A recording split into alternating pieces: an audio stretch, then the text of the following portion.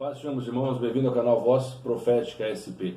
Eu queria trazer um texto para vocês hoje que fala sobre oração e ação. O texto base está em Neemias 1, vamos ler do 1, 2, 3 e o 4. Acompanha aí na sua tela. As palavras de Neemias, filho de Acalias.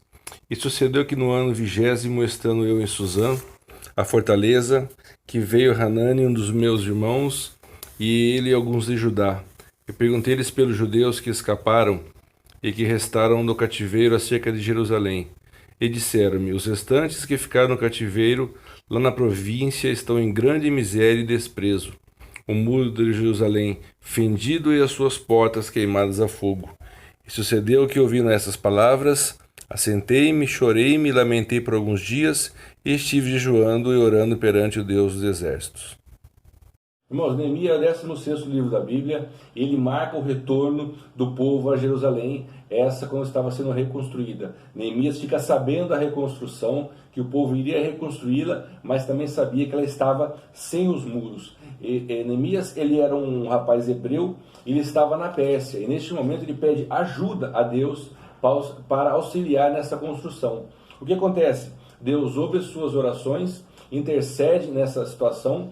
O rei Xerxes, que era o rei dele, ajuda, dá cartas para ele, e ele consegue ir para lá para ajudar na construção. Então, nesse texto base, vai falar sobre fé, vai falar sobre oração, esforço e foco de Neemias para conseguir os objetivos dele.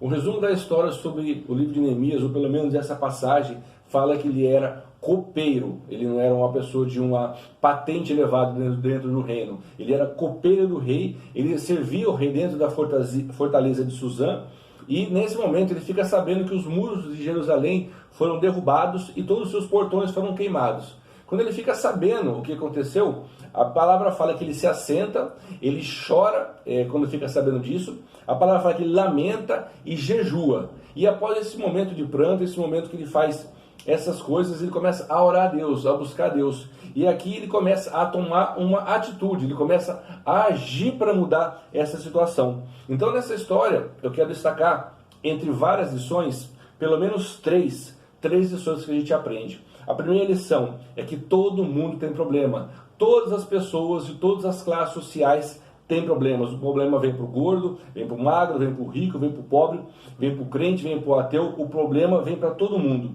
Então a diferença, irmãos, é como você vai lidar com o problema. A Bíblia fala que Jesus falou assim: no mundo tereis aflições. O próprio Jesus falou: no mundo tereis aflições. Então muitas vezes pensamos assim: ai, esse problema aí só eu que tenho. Não.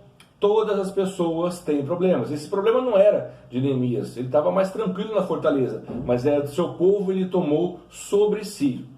A segunda coisa que podemos aprender nessa lição é que, mesmo tendo um problema, pode ter certeza que sempre tem alguém com um problema maior que o nosso. Muitas vezes pensamos assim: nossa, o meu problema é o maior do mundo. Não, pode ser grande o seu, mas sempre tem alguém com um problema maior. A palavra fala que Neemias estava preso. Tudo bem, ele estava na fortaleza, ele era escravo do rei, mas Neemias tinha o quê? Ele tinha um quarto, ele tinha uma cama, ele tinha um teto e tinha uma comida. Agora compara Neemias com seus irmãos em Jerusalém. Eles não tinham comida, estavam com fome, estavam com frio. A palavra fala que sofriam aflições e humilhações. Então, tenha em mente uma coisa: o seu problema pode ser grande, mas sempre tem alguém com um problema maior que o teu. E a terceira coisa que eu quero frisar aqui é que, mesmo com um problema grande, um problema que você tenha, Deus ele dá um jeito de você poder ajudar uma outra pessoa. O seu problema muitas vezes é grande, mas tem alguém que você consegue ajudar com esse problema. Paulo fala em 2 Coríntios 8: com muita prova de tribulação, houve abundância da sua alegria, e da sua profunda pobreza abundou em riquezas da sua generosidade. Paulo fala aqui que mesmo com muita tribulação, ele estava alegre, e muita pobreza, ele fala profunda pobreza, abundou em riquezas da sua generosidade. 2 Coríntios 1:3 fala assim: Deus nos consola na tribulação, para que possamos consolar outros em situação maior. Irmãos, quando estamos em tribulação, Deus nos consola. E aí a gente pode ajudar uma pessoa que está numa situação mais difícil. Também em Coríntios 10:24 fala assim: ninguém busque o proveito, ninguém busque o interesse próprio, mas o interesse de outro. Neemias foi buscar o quê? O interesse de outros. Ele queria ajudar outras pessoas. Agora, nesse texto, ele tem um mistério, é um mistério. E esse é o problema. Quando vamos tentar resolver o problema dos outros, é aí que Deus começa a resolver os nossos problemas. Quando a gente começa a ajudar as pessoas, mesmo estando com problemas da nossa vida, Deus começa a resolver os nossos. Essa palavra fala que Neemias sabia do sofrimento dos seus irmãos, mas ele não vivenciava aquilo, ele não vivia. Então, irmãos, é bom você ouvir experiências, testemunho de outras pessoas, mas melhor que ouvir é você ter as suas próprias. Depois que Neemias ora, depois que Neemias busca a Deus, o que acontece? O rei Xerxes permite Neemias ir a Jerusalém. A Bíblia fala que Xerxes escreve cartas para ele poder atravessar outras nações e cartas para ele conseguir material. Ele diz que ele chega Neemias lá em Jerusalém e vai secretamente olhar como estava o muro. Durante 3 dias ele inspecionou o estrago que tinham feito. E a palavra fala que ele foi buscar a ajuda de pessoas que poderiam e queriam ajudar. Ele não dava atenção para quem zombava dele, porque aos olhos humanos aquela obra era impossível. Não era um muro comum, não era um muro de casa, um muro que você vê na rua. Era um muro que tinha 4 quilômetros de extensão, tinha 4.000 metros. Ele tinha 12 metros de altura, era o tamanho de um prédio, o muro. A palavra fala que ele tinha 8 metros de largura, ou seja, carruagens passavam em cima, carros passavam em cima, casas eram construídas lá. Tinha 34 torres e 12 portas. Não era uma coisa fácil de fazer. E os outros zombavam porque achavam que aquilo era impossível de se realizar. A passagem mostra que Neemias colocou mãos à obra.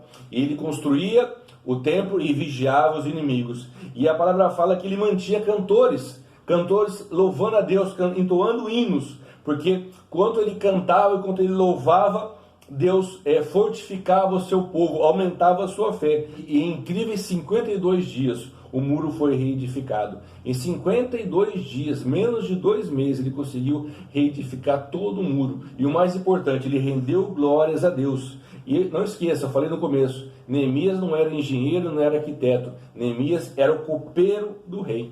Para terminar a mensagem, eu quero dizer o seguinte: quando você faz para Deus, Deus faz para você. Trabalha na obra de Deus, que Deus vai operar milagres na sua vida. Eu queria agradecer vocês, pedir para se inscreverem no canal, para ativar o sininho de aviso, para divulgar, e que Deus abençoe você, sua família, Deus abençoe o Brasil, e até a próxima, se Jesus não voltar até lá.